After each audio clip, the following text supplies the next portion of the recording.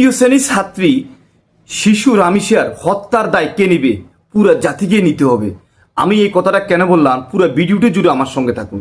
দেখেন, সেকে নিরপরাধভাবে মানে গা লোম শিরশির করে দাঁড়া যাচ্ছে, সেকে যেই নির্মমভাবে হত্যা করেছে, এটা মেনে নেওয়া যায় না, মেনে নেওয়ার মতো না। আজকে আমার মেয়ে হলে আমি কি করতাম? আমার বুক ফাটা আত্মনাদ থাকতো। তা আমার সরকারের কাছে পিছনে কি হয়েছে না হয়েছে সেটা জানার ভাবার দরকার নেই।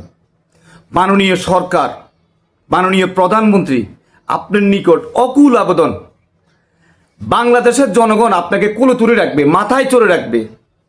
বাংলাদেশের সকল আম জনতা চায় এই হত্যাকাণ্ডের, রামিশার হত্যাকাণ্ডের দৃষ্টান্তমূলক একটা শাস্তি হোক।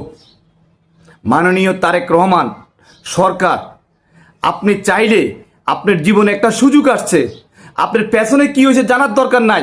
অনেক দর্শন হয়েছে, এগুলোর বিচার হয় নাই। আপনি এই একটা দর্শন এবং হত্যা মামলার আপনার সুষ্ঠু একটা বিচার করে, নজিরবিহীন ঘটনা করে আপনি জাতির সামনে আপনি দেখাই দেন, তাহলে মানুষ আপনাকে মাথায় তুলে রাখবে, কব না সরকার একটা কাজ করছে। তাহলে অন্য যারা রামিশাকে হত্যা করেছে, আরো কত রামিশাকে দর্শন করবে। এখন তো ভাই, এখন তো রামিশাকে নিয়ে আমরা কোনো টেনশন করতেছি না। এখন আমার মেয়েটার কি হবে, আপনার মেয়েটার কি হবে, মানে অন্যজনের কি হবে? ওরা তো কেন পার পেয়ে যাবে। তাই আমি সরকারের প্রতি এখনো বলছি, দ্রুত দ্রুত যেন আর সময় যেন লস না হয়। এটা সাক্ষী প্রমাণ তদন্ত নিজ মুখে স্বীকার।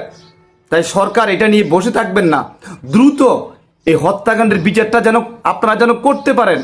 তাহলে আমাদের এই জাতি দায়মুক্ত হবে, ভবিষ্যতে আর কেউ এই ধরনের কাজ করতে সাহস পাবে না।